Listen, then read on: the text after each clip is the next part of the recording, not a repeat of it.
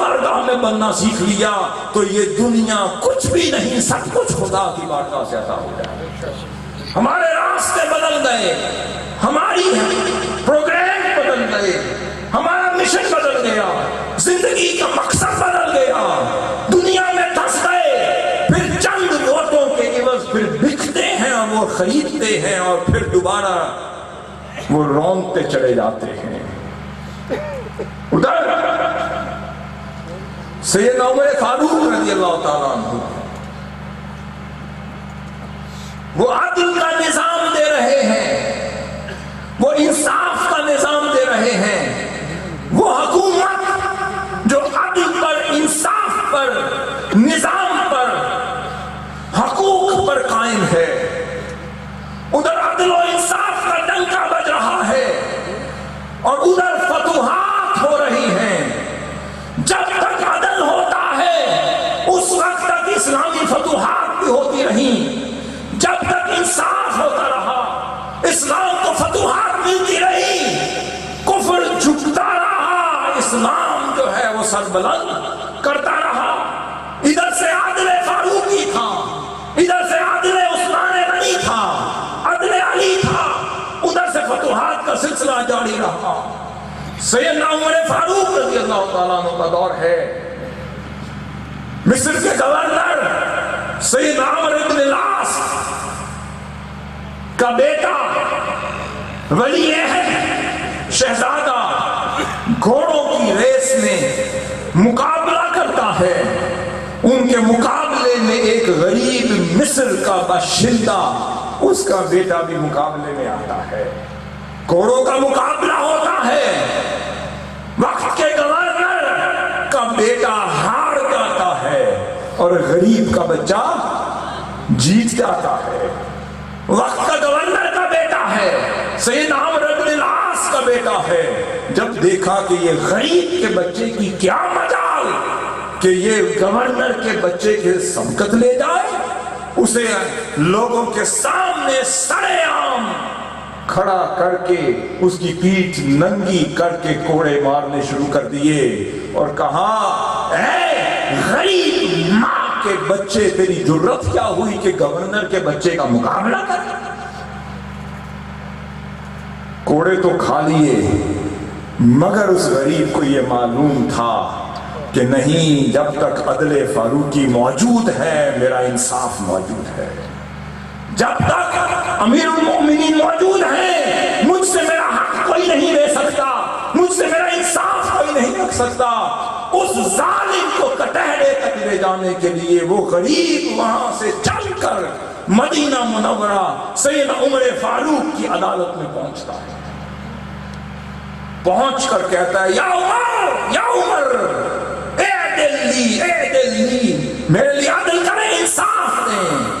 عدالت لگا دی، پوچھا ماجرا کیا ہے، سارا ماجرا سنا دیا، اسی وقت حکم جاری کیا، فرمایا اس گورنر کو اس کے بچے سمیت میرے سامنے لایا جائے۔ گورنر بھی ہانکتا ہوا لایا گیا، اس کا فرزند بھی ہانکتا ہوا لایا گیا اور سیدنا عمر فاروق کی عدالت میں پیش کیا گیا۔ پوچھا کہ ہاں تم نے یہ کیا؟ اس نے کہا ہاں کیا۔ کیوں کیا؟ اس لیے کہ غریب کے بچے کی کیا مجال کہ امیر کے بچے کا مقابلہ کر سکے۔ آپ نے فرمایا ابھی تمہیں عدل فاروقی بتاتا ہے کہ تیری مجال کیا ہے۔ اسی وقت سر عام کھڑا کر دیا گیا۔ عمر بن عاص گورنر وقت ہے، صحابی رسول ہے، ان کا مقام ہے، فتوحات ہے، مقام ہے، کنٹریبیوشن ہے، سب کچھ ایک طرف، سب کچھ ایک طرف۔ اسی اہل مدینہ کی عدالت لگا کر سرعام پیٹھ ننگی کر کے اس نے کہا پڑھو، پکڑو یہ کوڑے، جس طرح اس امیر زادے نے تیری پیٹھ پہ مارا تھا آج غریب زادہ امیر زادے کی پیٹھ پہ مارے گا۔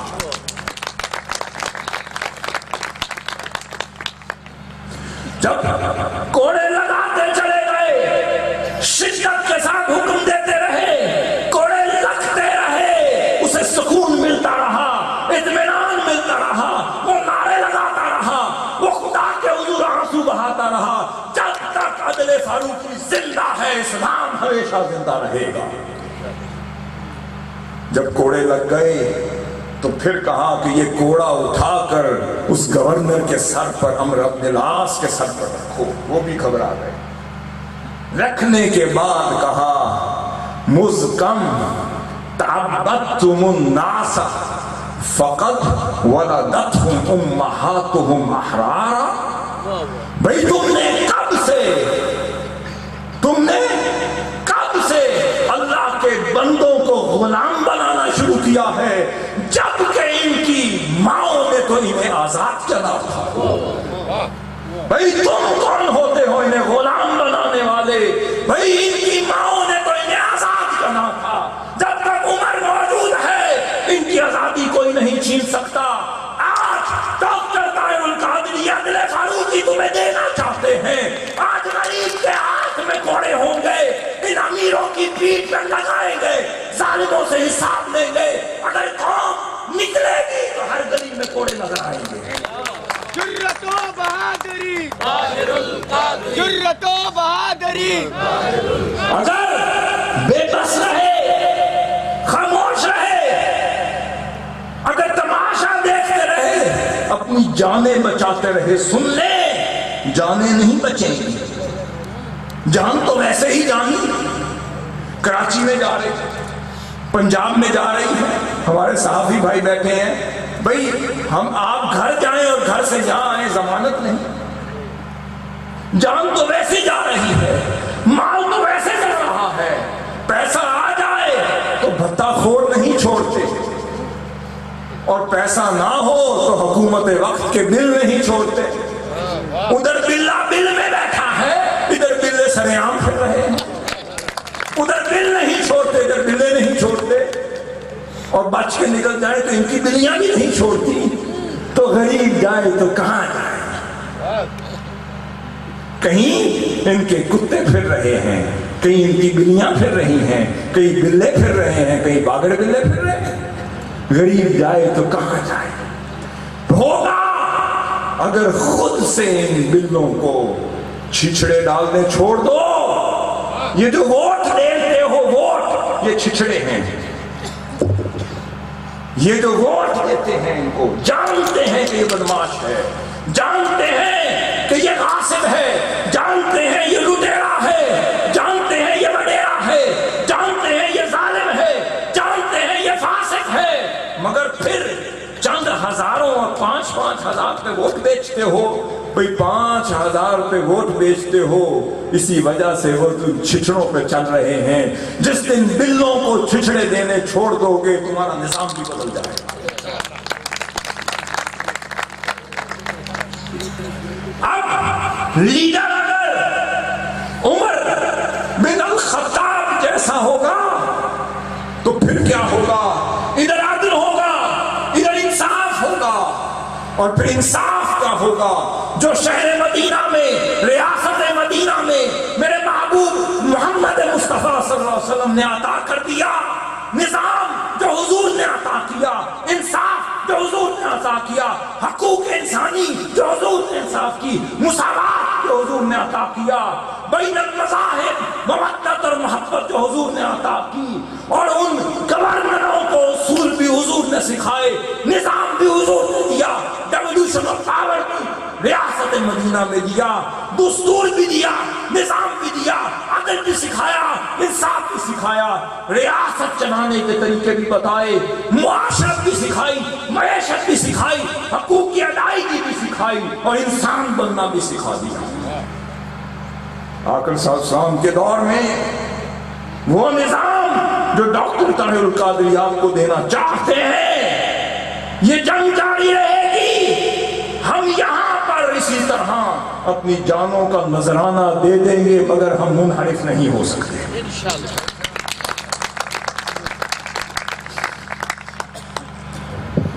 وہ کون سا نظام؟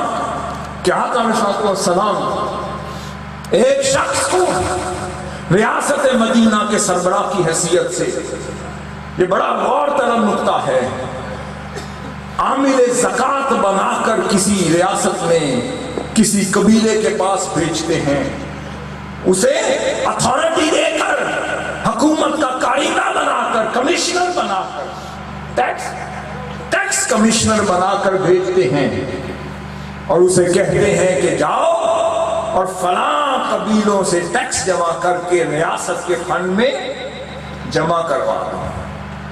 وہ صحابی جاتے ہیں اپنی مہم پر، جو سرکاری مہم ہے اس پر جاتے ہیں اور وہاں سے ٹیکس جمع کر کے لے آتے ہیں۔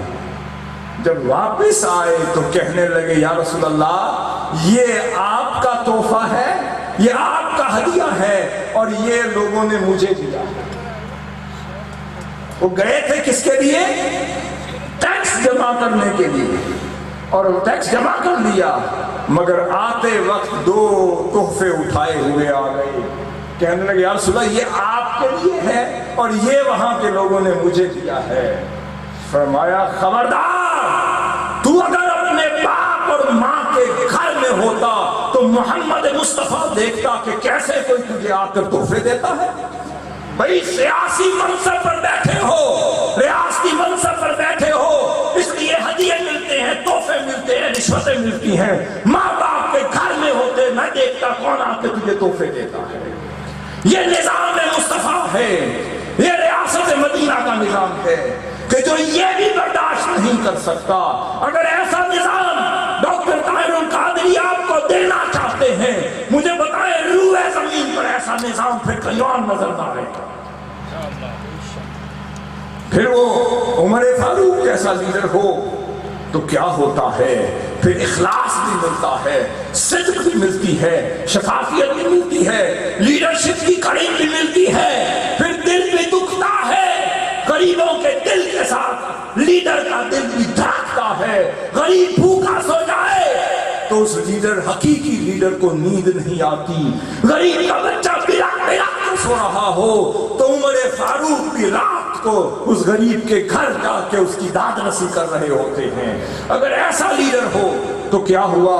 سیدنا عمر فاروق رضی اللہ تعالیٰ عنہ بیٹھے ہیں مسجد نبوی میں، منبر پر کھڑے بیٹھے ہیں، منبر پر کھڑے خطبہ دے رہے ہیں، اور خطبے کے دوران اچانک کہنے لگے، منہ سے الفاظ نکلنے لگے اور کہنے لگے یا ساریۃ الجبل الجبل، یا ساریۃ الجبل الجبل۔ سارے لوگ حیران ہو گئے کہ امیر المؤمنین کو کیا ہوا۔ ادھر آپ نے لشکر نہارن کے قریب فارس کی سرزمین پر سیدنا عمر فاروق کا ریاست مدینہ کا لشکر دشمنوں کے خلاف لڑ رہا ہے، گمسان کی جنگ ہو رہی ہے۔ آپ اچانک آپ کے سامنے سے پردے اٹھا دیے گئے، ادھر خطبہ مدینہ پاک میں دیکھ رہے ہیں، پڑھ رہے ہیں، اور ادھر منظر نہارن کے قریب دیکھ رہے ہیں۔ ادھر فارس کا منظر مدینہ پاک میں منبر رسول پر بیٹھے دیکھ رہے ہیں۔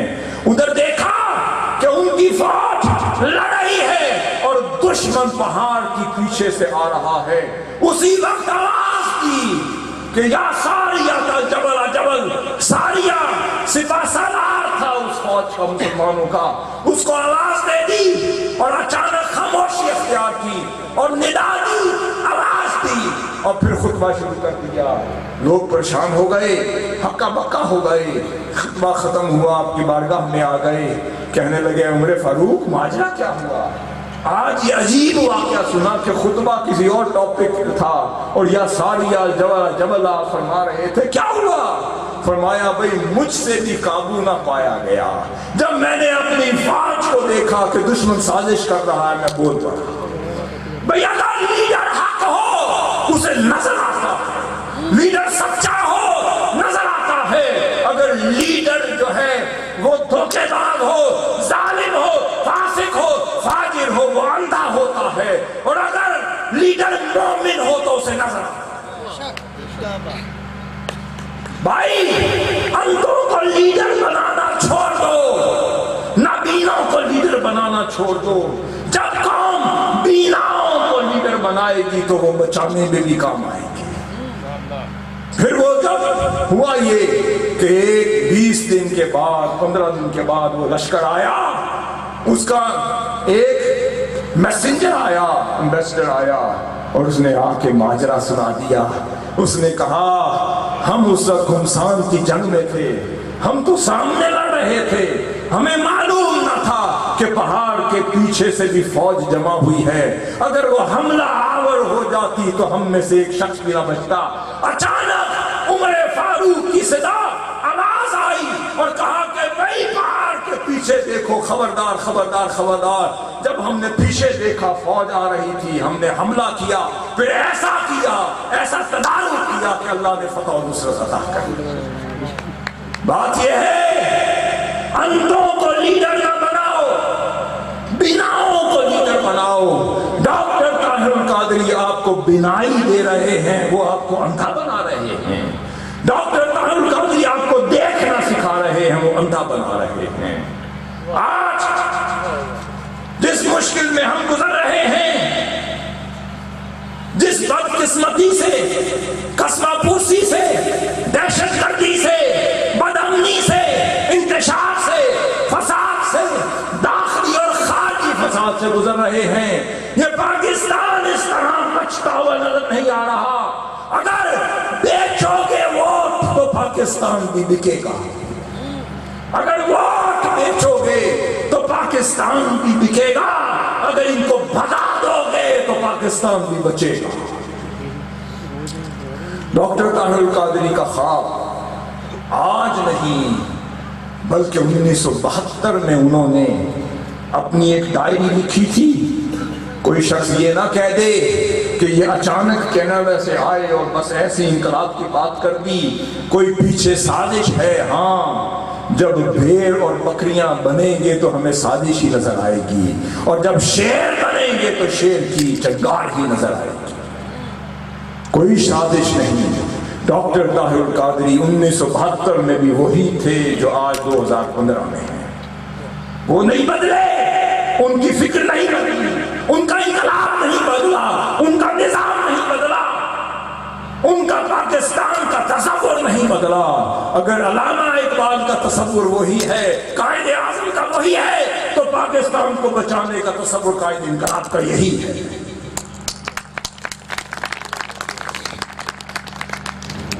1972 میں ڈائری لکھی تھی، اس وقت ینگ اسکالر، ایک لیڈر کی حیثیت سے ڈائری لکھی۔ انقلاب کا فلسفہ 1972 میں لکھا، جب آپ سوچ بھی نہ سکتے ہوں گے۔ اس میں لکھ رہے تھے، میرے لوگوں، اے نوجوانوں، میں نے اس پاکستان کی حالت زبو حالی کو دیکھا، اس کے جسم کو تار تار دیکھا، لخت لخت دیکھا، ٹکڑے ٹکڑے دیکھا، اس کا تماشا اپنی آنکھوں کے سامنے دیکھا۔ مذہبی طبقے کو دیکھتے ہیں، وہاں ایک اور انتشار نظر آتا ہے، ان کی حالت زبوحالی کسی اور انداز میں نظر آتی ہے، وہاں تنزل نظر آتا ہے۔ نہ وہ منبر پر بولنے والوں میں وہ علم رہا، نہ آواز میں وہ تاثیر رہی، نہ دل میں وہ اعتقاد رہا، نہ دلوں میں وہ ایمان رہا، نہ وہ زبانوں میں وہ تاثیر نہیں، نہ معاشرے پر اس کا اثر رہا، نہ معاشرے کو مذہبی حوالے سے پھلتا پھولتا دیکھ رہا۔ پھر علمی حلقے میں گیا، علم کتابوں تک محدود ہو گیا، طلباء انتشار کا فساد نظر آتے ہیں، ایک فسانہ نظر آتے ہیں، پشیمان نظر آتے ہیں، منتشر نظر آتے ہیں۔ مقصدیت کا فقدان میں نے طلباء میں دیکھا، شعور کا فقدان میں نے طلباء میں دیکھا، میں نے ہمت اور حوصلے میں فقدان طلباء میں دیکھا۔ پھر میں نے معاشرے کی طرف نگاہ دیکھی، ڈالی تو بھیڑ بکریوں کی طرح وہ چلتی جا رہی ہے، ہانکنے والے ہانک رہے ہیں اور وہ ہانکتی چلی جا رہی ہے۔ دیکھا نہ اس کو لیڈر مل سکا، نہ طلباء کو کوئی ہمت دے سکا، نہ مقصد دے سکا، نہ نظام دے سکا، نہ سوچ دے سکا، نہ امنگ دے سکا، نہ کرن دے سکا۔ پھر میں نے قوم کو دیکھا کہ یہ ملک بھی منتشر ہو رہا ہے، استعمال ہو رہا ہے، لونڈی بن رہا ہے، نہ لیڈرشپ ہے نہ ملک کی کوئی ڈائریکشن ہے۔ پھر میں نے سوچا کہ میں اپنی ساری زندگی اس ملک کے لیے، اس کی قوم کے لیے، اسلام کے لیے وقف کر دوں گا۔ پھر 1972 میں ڈاکٹر طاہر القادری فرما رہے ہیں کہ میں نے پھر اللہ کے قرآن پر ہاتھ رکھ کے قسم کھائی اور اپنے مرشد پاک کے ہاتھوں میں ہاتھ دیکھ کر ایک عہد کیا، کہا کہ جب تک ڈاکٹر طاہر القادری کی سانس میں سانس ہے، میں اس ملک کو دوبارہ سے اقوام عالم میں ایک لیڈر بنانے کے لیے ایک ایسا رول پلے کروں گا جہاں نوجوان بھی فخر سے سر بلند کریں گے، یا میری بیٹیاں بھی فخر کے ساتھ، جرأت کے ساتھ، حیا کے ساتھ چلتی ہوئی نظر آئیں گی، یہاں مدرسین بھی، اساتذہ بھی مقصدیت کے نور کے ساتھ